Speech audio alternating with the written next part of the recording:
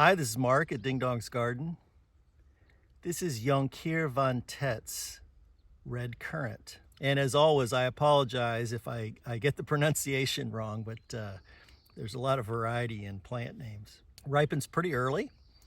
It's a little bit ahead of some of our other red currants. It's very productive. I don't know, you can see here, we've got quite a few down on the bottom part of the bush, but if we go up, you can see there's quite a bit more up here. Red currants are milder in taste than black currants, and these berries have a translucent quality. I don't know if I can get in close enough to see it, but you can see the seeds within each fruit when it's got the sun behind it.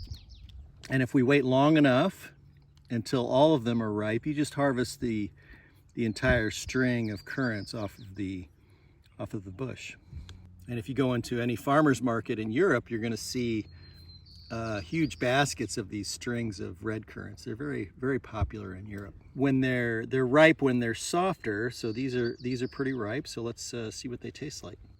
And like all currants, they're still pretty tart, but they would make for a great jam or pie, or I think I mentioned this before, but we often put them in crumbles.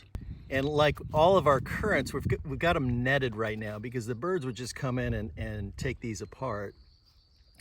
Although the pace at which they eat the other fruit, like cherries or blueberries, makes me wonder if finding the most productive berry that I can, even mulberry, and putting it out there as a decoy for the fruit that I would prefer to have.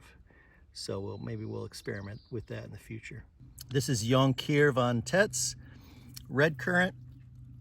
It's very productive, a little bit earlier than some of the other red currants, and I think it's a winner.